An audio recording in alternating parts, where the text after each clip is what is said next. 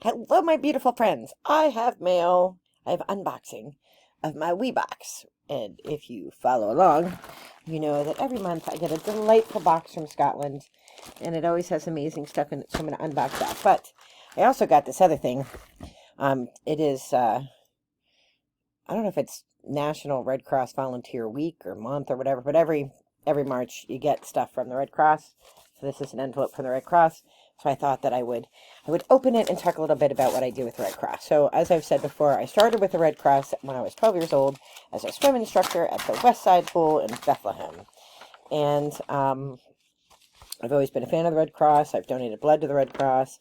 I've organized blood drives with the Red Cross. I've done all kinds of things with the Red Cross. But when I lived in New Jersey, I had moved to New Jersey a month before Hurricane Sandy hit. And our block was okay. And I always say that's because the mayor lived on our block.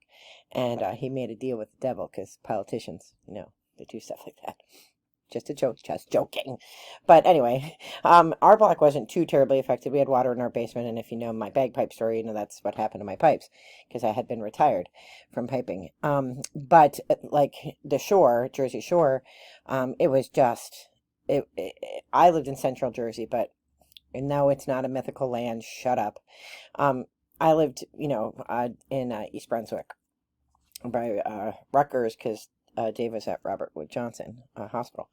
So anyway, it was devastating. So I wanted to help, but you had to have all this training, which I couldn't do because I work, I work full time. So I really wanted to do disaster recovery, go on, you know, uh, international and national missions. I wanted to be able to help in times of need, and then to respond locally. So, but I couldn't do it because I couldn't do the training. There's a lot of training that you need to do what the level that I wanted to do. I wanted to do, I am really good in a crisis, so I wanted to do the worst stuff, because I know that I'm level-headed, and I know that I'll break down later, but in the heat of that moment, I'm always pretty good.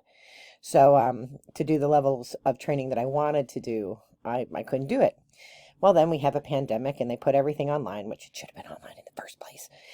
Because it's mostly stuff like filling out forms and, how do you interact with people? The Red Cross provides immediate temporary assistance. So if it's a local fire, we'll get called out. We give a little bit of money just to hold people over till they can talk to their insurance company, or if they don't have insurance, they can talk to somebody else.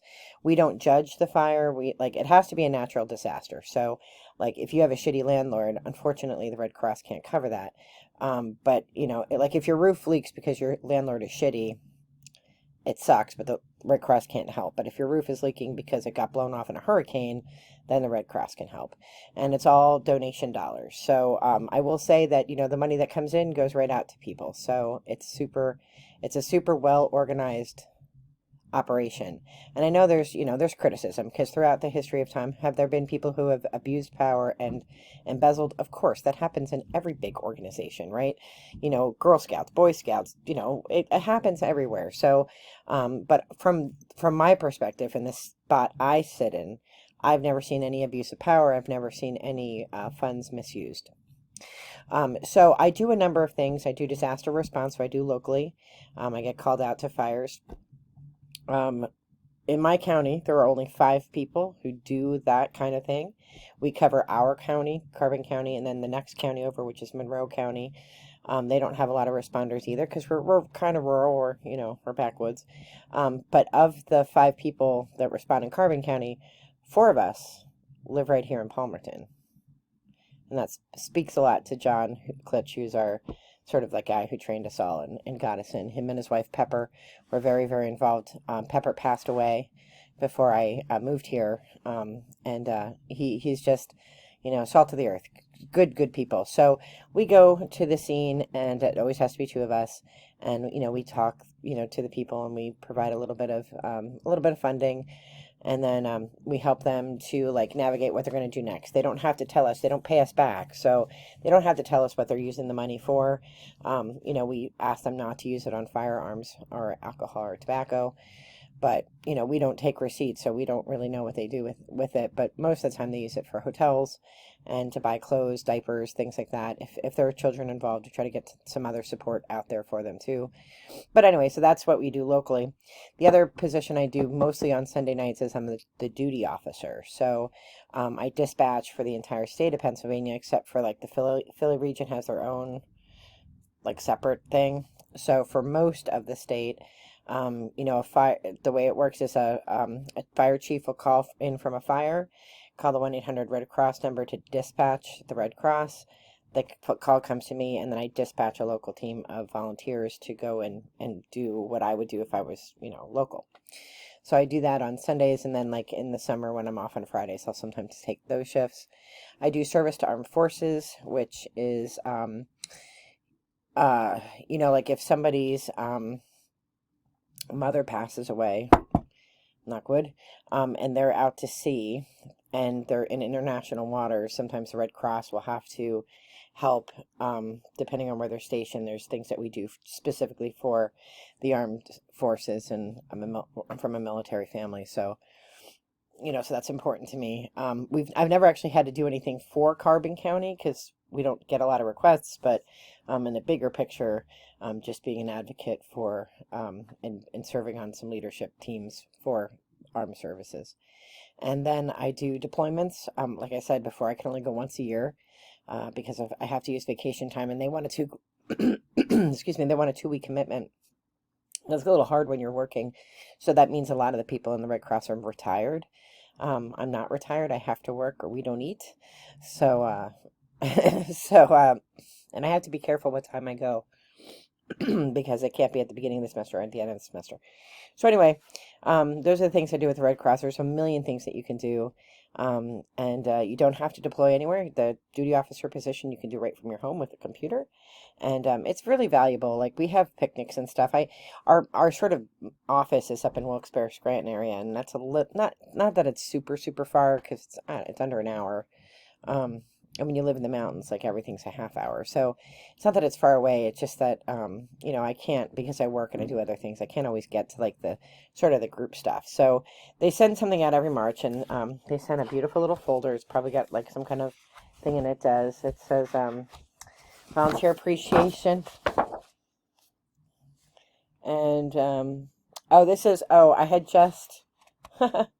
I have just been promoted to supervisor. So I was a DAT responder, and I was just promoted to supervisor. Basically, that just means that, like, on a scene, like, the fire chief should know who the person is in charge. That's my supervisor promotion piece. I thought it was a thank you, because usually they do send something out in March. They had their meeting. All right, so anyway, I talked for 8 minutes, and I haven't opened this WeBox. The WeBox people are like, shut up and open the WeBox already. Alright. By the way, Red Cross is international, so I belong to the International Red Cross, and when I was in Scotland, I stopped by, because they actually have Red Cross, like, thrift stores, and it was great to meet some of the Red Cross volunteers over there. I was in Inverary, and I got to meet some volunteers, and that was kind of cool. I was wishing we had, like, pins or something we could swap. But anyway, all right, here we go. Here's the WeBox. Blissful solitude within the wilds of Scotland. Meet the Happy Hutter.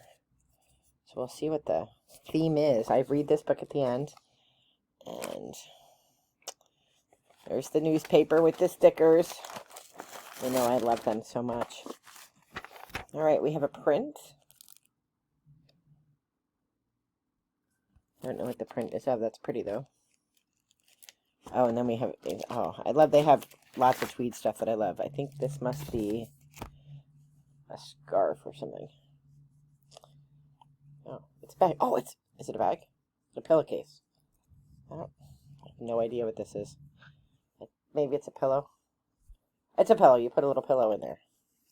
That's really pretty. That is super, super, is that called a sham? A pillow sham? It's very pretty.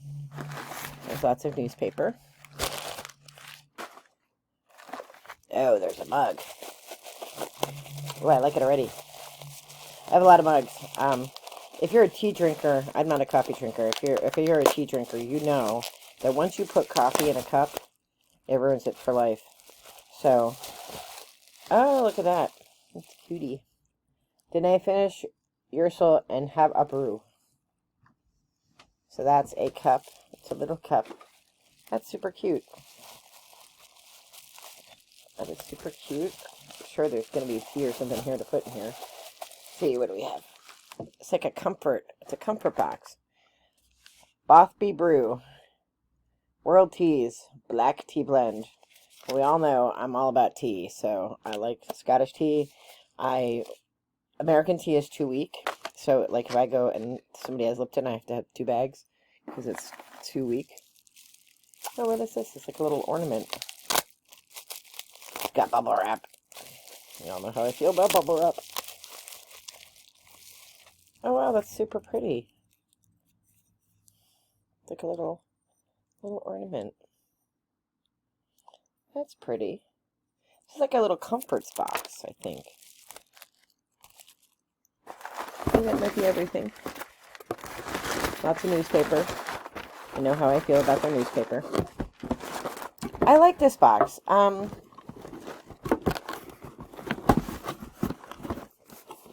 me get rid of this box. I have to take that out and burn it. Burn all this stuff. I really do like this. I think my favorite thing... I mean, I love this thing. This thing is cute. That's gonna go in my office at work. I do really like this. Now I have to go find like a little pillow to put it in, I guess. So I like that a lot. I always like their tart and stuff. And I like the tea. And I like the teacups. It's a little small of a teacup for me, because like this is the teacup I use all the time. This is significantly smaller. But I still like it, and I like the little phrase on it. So I like this box, WeBox. Thank you so much. I'm excited to, I just finished that hot chocolate you sent like 2 months ago. Oh my god, I love that hot chocolate. I added some honey in, some cayenne pepper, and a little bit of cinnamon, and it was just terrific.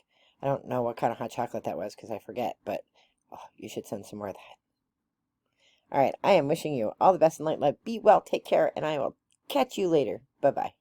And my lunch break, I have 25 more minutes, so I can go eat a sandwich. All right, bye.